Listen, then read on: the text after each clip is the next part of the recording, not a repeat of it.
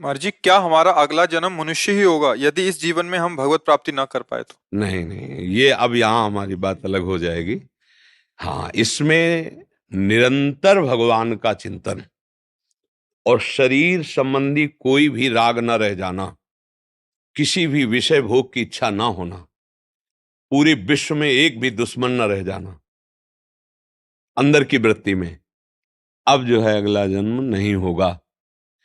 और अगर कुछ ऐसा गड़बड़ है तो पता नहीं क्या बना जाएगा, इसका कोई विधान नहीं है। मनुष्य शरीर के बाद मनुष्य शरीर भी मिल सकता है, और मनुष्य शरीर के बाद सुअर, कुत्ता, नाली का कीड़ा, कुछ भी बना जा सकता है। इसका फाइनल अभी नहीं हो सकता। जैसे लड़के दौड़ रहे हैं तो बोले इसमें वो फर्स्ट आएगा क्या, बोले अभी कुछ फाइनल नहीं। नहीं, बोले आगे चल रहा है इसलिए, बोले कोई फाइनल नहीं। जो इस जहां चिन्ह रखा गया है वहां आगे कौन पहुंचता है तब देखा जाएगा, तब फाइनल हो सकता है। अभी तो दौड़ अच्छी लगा रहा है, शायद आगे ढीली हो जाए, शायद आगे फंस जाए, तो फाइनल पे। एक महात्मा भिक्षा मांगने जाते थे, तो एक गांव में ऐसे विनोदी स्वभाव की वृत्ति वाले कुछ लोग होते हैं, तो उन्होंने कहा कि बाबा जी तुम्हारी दाढ़ी पवित्र की हमारे बकरे की पवित्र।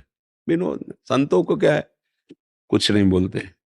जब मरने का समय आया ना, सैया पे थे, तो बुलाया उन्होंने, बोले बच्चा मेरी दाढ़ी पवित्र। बोले महाराज जी आज बोले हाँ, अब मैं भगवान के धाम में जा रहा हूं, अब पक्का कहता हूं कि मेरी दाढ़ी पवित्र है। तो बोले पीछे क्यों नहीं कहा, बोले पता नहीं क्या माया रच देती जाल, वो विश्वास नहीं है कब कहां फिसल जाए, इसलिए आज जा रहा हूं। अब मतलब अंतिम फाइनल में कह सकते हैं हम कि हम पार हो गए, नहीं तो माया है, कहीं भी फंस सकते हैं। अच्छा, जहां फंसे उसका परिणाम है, उसका परिणाम है। एक महात्मा जी को दो अशर्फियां मिली। पहले पुराने जमाने में अशर्फियां चलती थी स्वर्ण की, तो उन्होंने गीता जी में रख लिया, गीता जी के बस्ता में, और सोचा कभी 10-20 संतों को बुलाएंगे, संत सेवा हो जाएगी। आश्रम में गए, गीता जी रखा, और कुछ दिन बीमार हो गए तो बात भूल गए। अब मरते समय ध्यान आया कि अशर्फियां हमारी दो गीता जी में रखी, अगर मैं शिष्यों से बता पाऊं कि इससे संत भंडारा कर देना तो ठीक रहता।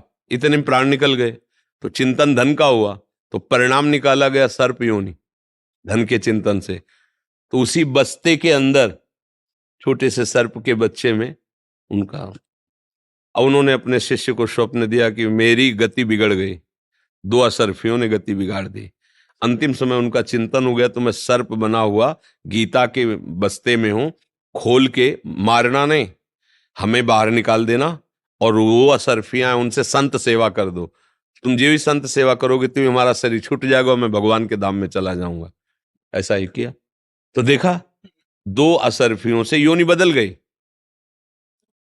तो अपने लोगों में कितनी आसक्तियां हैं, अपने लोगों के पास कितनी आसक्तियां हैं, स्त्री, पुत्र, परिवार, घर द्वार, मान, ढेर सारा बोझा जमा है।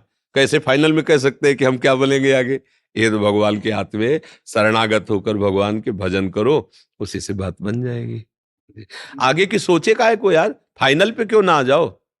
काहे को सोचे कि अगला जन्म हो फिर हम भजन करें? अगला क्यों, हमें तो लगता है क्यों ऐसा बहुत कठिन है। कर लो, फिर अब कठिन कैसे? अब कठिनता के लिए तो हमें मनुष्य शरीर मिला है भाई। पशु पक्षी इस कठिनता को नहीं झेल सकते हैं, हम लोग झेल सकते हैं। हमारे पास सबसे बड़ी कठिनता मन की बात है बस। अच्छा बताओ, शरीर सुविधा सबसे बढ़िया है मनुष्य की, नहीं? यहाँ दर्द है, टेबलेट ले लो जाके। और पशु को दर्द बेचारा बता भी नहीं पाएगा। और क्या क्या हालत पशुओं के साथ मनुष्य शरीर वाले करते हो तो आपको सब पता ही है। हमारे को शरीर सुविधा बहुत ज्यादा है, पर मन को हम नहीं संभाल पाते, इतनी बारी कठिनता है बस, और कुछ बात नहीं। हमारे समस्या जो है वो मन की है, और मन को अगर राजी कर लिया जाए तो बात बन जाए। इसे राजी करना होता है। जैसे हम स्कूल में जब बच्चे पढ़ते थे ना, तो हम जैसे किसी को शराब पीते देखते थे तो ऐसे ऐसे करता, पीने के बाद ऐसे से, मतलब अंदर से हो रहा है कि ठीक नहीं है वो, मतलब। पर उसने मन को राजी कर लिया तो रोज समय से पीता, चाहे नाली में पड़ा रहे चाहे गिरा रहे। मन को राजी कर लिया ना, तो अब वो उसके लिए एक जीवन का हिस्सा बन गया। इस मन को जब भजन में लगाओ तो भागता है विषयों की तरफ, अगर इसे राजी कर लो तो जीवन का हिस्सा बन जाएगा। मन को केवल राजी करना है, और कोई कठिनता नहीं। बताओ क्या कठिनता है? मन को राजी करना है। अच्छा, अभी आपको मान लो ऐसा लगता है कि ये सब भोग त्याग करना, निरंतर भजन करना बड़ा कठिन लगता है, हम नहीं झेल पाएंगे।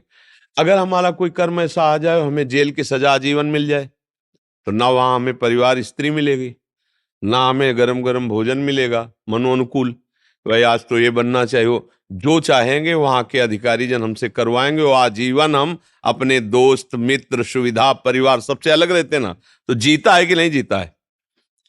कुछ दिन बाद उसको अच्छा लगने लगता है कि अब यार मेरा जीवन यही है, स्वीकार कर लिया ना मन, तो उधर उसी में राजी हो जाता है। हमें मन को थोड़ा एक बार बांधना पड़ेगा, भगवान के नाम में, भगवान की शरण में, भगवान के भक्तों के संग बैठकर इसको एक राजी करना पड़ेगा। अगर राजी हो जाए तो फिर इसे कोई हटा नहीं सकता।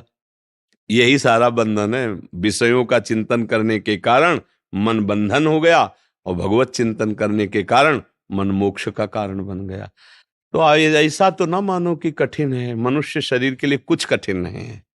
नारायण जब नर अवतार ले सकते हैं तो नर नारायण बन सकता है, रास्ता बन गया ना, चाहे उतरे तो रास्ता बन गया ना। जैसे भगवान अवतरित हुए ना, तो एक रास्ता बना दिया ना। जब भगवान नर बन सकते हैं तो नर नारायण बन सकता है, उसके लिए रास्ता बन गया है। खूब भजन करो, भजन करके भगवत स्वरूप हो जाओ, या आवागमन का चक्र मिटाओ। अब आगे के लिए सोचोगे कि तो फिर आपने ही सोच रखा है आगे के लिए, तो फिर वो परिणाम वैसे ही आएगा जैसे आप सोचोगे। जैसा सोचोगे वैसे ही बनोगे, जैसा बनना है वैसा सोचना शुरू कर दो। समझ में आ रहा है? महाराज जी, क्या हमारा अगला जन्म मनुष्य ही होगा यदि इस जीवन में हम भगवत प्राप्ति न कर पाए तो? नहीं नहीं, ये अब यहाँ हमारी बात अलग हो जाएगी। हाँ, इसमें निरंतर भगवान का चिंतन और शरीर संबंधी कोई भी राग न रह जाना, किसी भी विषय भोग की इच्छा ना होना, पूरे विश्व में एक भी दुश्मन न रह जाना अंदर की वृत्ति में, अब जो है अगला जन्म नहीं होगा।